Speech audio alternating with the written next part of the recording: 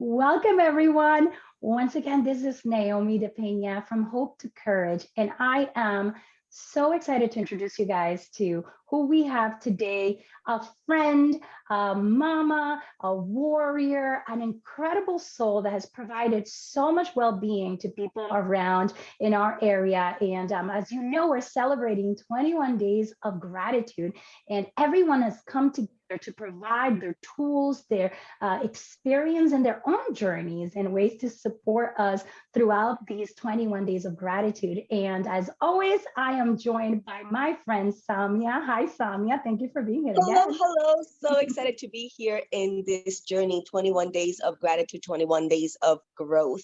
I Yes. believe I have this one saying, a lot of people say new year, new me, but I believe it's a new year, better me.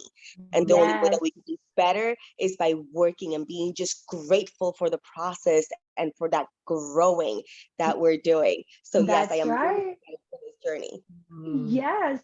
So today I'm just going to go right in and introduce you guys to my friend, Amara Wagner from Fiercely Intuitive Mommas. Welcome, Amara. Thank you so much for having me. It's so nice to see you, Naomi, and to meet you, Yes. Samia. I'm so honored to be on this call and to be with you guys. Yeah. And Oh, my thank New Year phrase is always New Year, more me. Love it. That's so good. Bring more of myself into the new year every year. So I love what Yeah. That's so powerful. I love that because, a lot of times we go into the year just talking about what we want to remove. And we just have the mindset like, I have to lose weight. I have to lose this. I have to get rid of that. But yeah. when you're talking about New Year more me, what do you mean? What does that look like? Yeah, so it actually was my New Year's kind of intention in 2019. Ironically, I just posted on Instagram and I was like, this year I want to bring more of myself into this year. I want to be more me. Yes. And I'm in my 40s, and it felt like time to bring myself in rather than figuring out what needed to be left behind, like you said, changed. It was like, no, I want more authentic me. What does that mean? And I didn't even know what it meant. But obviously over the past 2 years, it has become more and more clear of what more me looks like, and more authentic me, more of my actual voice, and honoring my values and the people that are most important to me, and prioritizing that, and really bringing my voice and my truth to the forefront rather than hiding or pretending or any of those things that that I've done in the past, that many of us have done in the past. Wow. I love that. Honestly, in a world that is shifting to make us be everything that they want us to be, I love that you're saying new me, more authentic me, new me, more of me, more of the things that make me, the qualities, the Yes. characteristics, the abilities, those gifts. I want to give out and pour out more of that rather than to pretend to be more of whatever the world is doing. I absolutely love that. Yeah. That's great. And Amara, I know that some of this has been your own journey, but some of this you do also on a professional level. Can you just let everybody know what you do and how do you use this journey, the things that you know, in terms of sharing that with other people? Yeah. Well, so I'm an integrative health coach. I have been for the past 15 years, before people even really knew. I remember having to explain what that meant, 15 or 16 years ago, when I was first starting on this journey. Now it's kind of, everybody knows what that means. I started off working with mothers, as I still do. And my early career was really as a nutrition, like a health coach.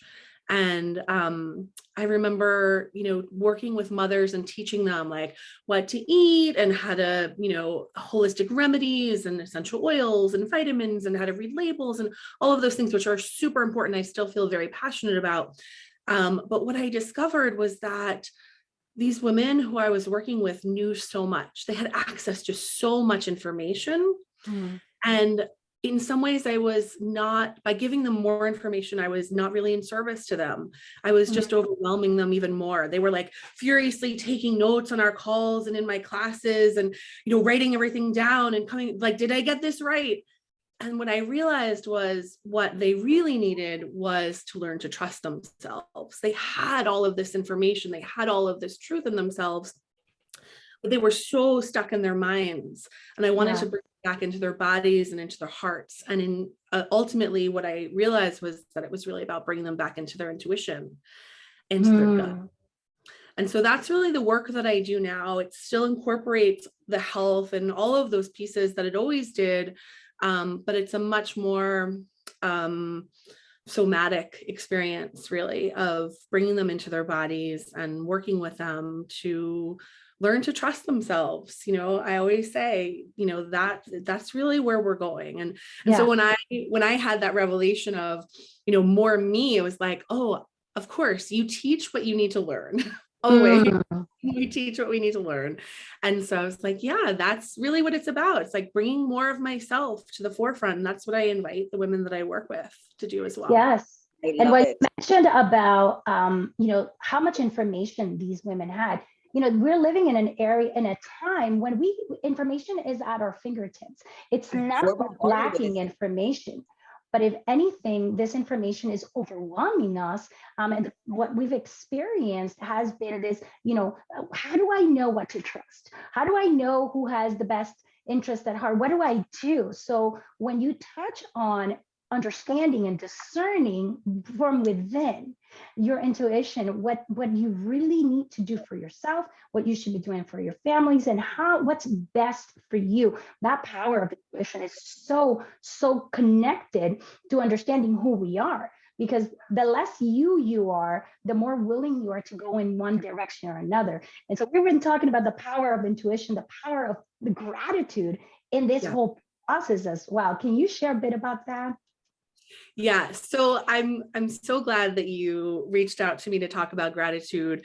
And I was saying earlier, when you first reached out to me and were like, can you speak about gratitude, or do you have a gratitude practice? I was like, of course I have a gratitude practice and I'd love to share. And then as I dove a little bit more and thought about, like, how do I explain my gratitude practice and what is it that I want to share? I was remembering how much resistance I had to gratitude when this idea of a practice of gratitude was first presented to me several years ago, and I really had a lot of resistance to it, and I think my resistance to it has to do with something that I think is important that I bring to my clients when I talk about gratitude.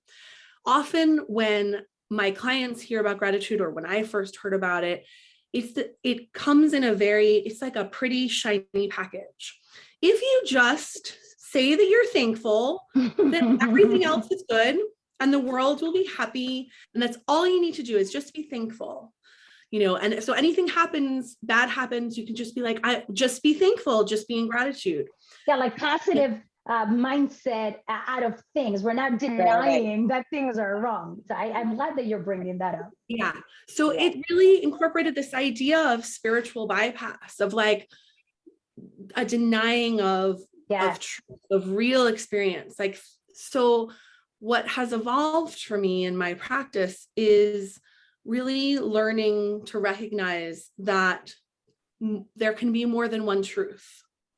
That I can be in struggle, that I can be in grief, that I can be in fear even, and also find gratitude.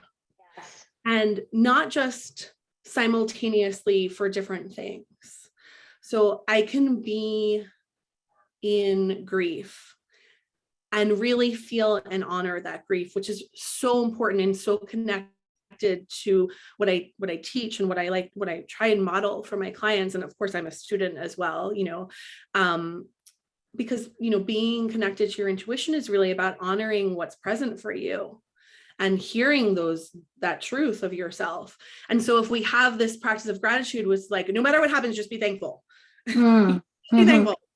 But we can do both. We can say, I have this experience where I'm feeling fear or loss or grief, and I can find pieces of gratitude even within that. Yes. And I still feel the grief. I still feel the loss. And I see there are places where I can be grateful, and it doesn't lessen the grief. It's not designed to make it go away. I can honor the grief or the loss or the fear or the anger or whatever it is that we think of culturally as negative. Mm-hmm. Find gratitude for all of that. Yeah. And I like to That is think of so these, powerful.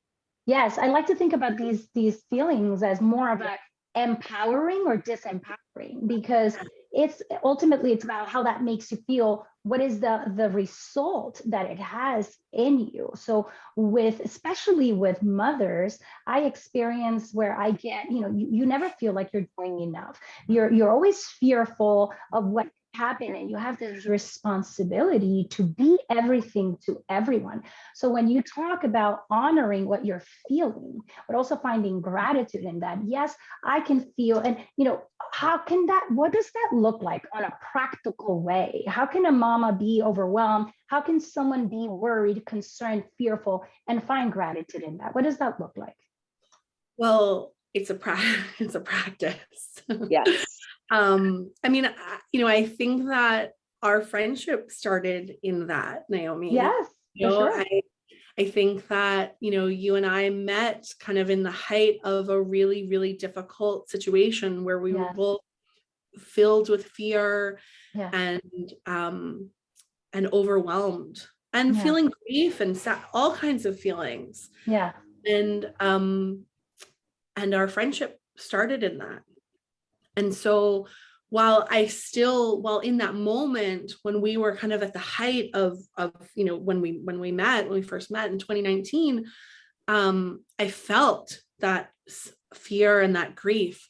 And at the same time, I could feel this gratitude, this like amazing connection to this beautiful woman. Mm-hmm. And I could recognize, like, without all of this, there wouldn't be this. All of this is still so hard and real. Yeah. And I'm not pretending that it's not happening. Exactly. I cannot pretend that it's not happening, but this is also part of that. This is part of that. And so, I mean, it's a practice, and it's a practice that I, lead myself through and that I lead clients through.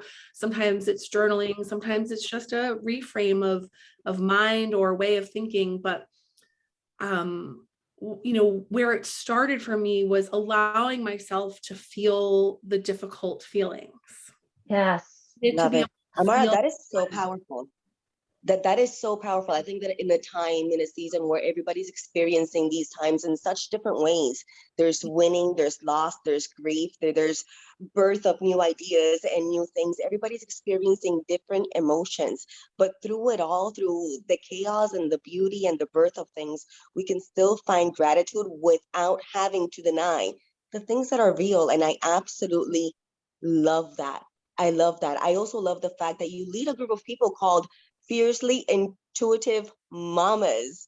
I love that name. I was actually doing my homework and checking out your page. There's a post that you have in here, and it says intuition communicates in different ways for different people. That really spoke to me. What does that mean to you? Intuition communicates in different ways for different people. How can we apply that in this season so we can all continue to grow and acknowledge our feelings and emotions in these times while continuing to grow in a state of gratitude? So earlier I was sharing how for me, intuition is really somatic. We all get messages. So for me, I feel truth and intuition. I feel it in my body. So when I hear something that feels true to me, there's like a physical sensation that's like a yes. Knowing, you just know. Very knowing. Yes. For other people, that's not the way that they hear intuition, that they get intuition. Sometimes it comes through, prayer or meditation or visions, or, there are different ways that we discern truth, as Naomi was saying, that we can discern, that we can use our own discernment. And I think it's important that we learn ourselves, right? I see a lot of people, and I love when people share their way, but my way is not necessarily your way. Mm-hmm. And what's important is that you learn your way. How does intuition speak to you? I always joke, intuition comes to me in the shower in a physical sense. I'm like, yes, in the shower. And it's not always in the shower, it's in bodies of water. Yeah. I love it. Yes, that's it. Other people have a more quiet, like knowing, or, it doesn't feel so strong. But that doesn't mean that it's not, yourself speaking, or and, we use intuition. It means, it's like love. It has so many different meanings, right? It could mean something kind of more psychic, spiritual, like your guide speaking to you. That's what some people believe. For me, it's like my deepest wisdom inside of myself, my knowing truth that does feel connected to spirit. And such a powerful message to connect with whatever this means to you, whatever this source is, but also knowing that in a time when things become polarized, is your way, my way, if we all just became the truest version of ourselves and we focused on becoming better through a practice of gratitude, we will find more things that we have in common with each other. We'll find more ways to get along. And, just being able to acknowledge the other person and respect who you are, respect your journey, honor you, and love you for who you are, even if that is completely different from what I am, because I would receive the same thing back from you. And I love that about what you're sharing. Can you tell us a little bit about what you're bringing on to these 21 days of gratitude? And I'm excited for this.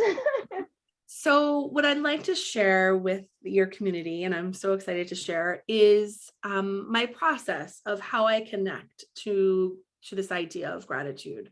And so I'll be sharing a series of, I'll share some more information, about what I talked about, of, how to make sure that gratitude is really honoring all parts of yourself, not just the ones that are shiny and pretty and socially acceptable. Yeah. And then I'll lead through some journaling questions and a little bit of meditation to really connect into yourself and what it means to be grateful.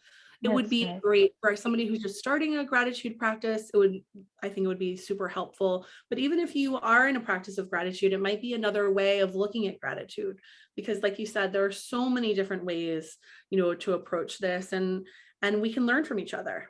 Absolutely. Well, thank you, Amara, for saying yes to this movement, to this community that we're hoping to reach, just to help people ascend from fear to hope, and from hope into courage, to be their true self. And I would like to end with how we began. You said, new year, more me. And it takes courage to be more ourselves. So where can people connect with you and learn a little bit more about what you do? So I am on social media, and at Fiercely Intuitive Mommas is the best way to find me. I'm on Facebook and also on Instagram. Okay. So I'd love to, follow me and see my posts. I post a lot about intuition and wellness and kind of a holistic perspective of finding more you. Yes. Awesome. Well, once again, thank you so much for saying yes. Thank you for being here and sharing your wisdom with us. We're looking forward to your workshop, which you can all access directly on our hopetocourage.com website. Follow our social media as well, so that you can see a little bit more of the snippets of what Amara has shared today. Thank you and have a great day. Thank you. Bye-bye.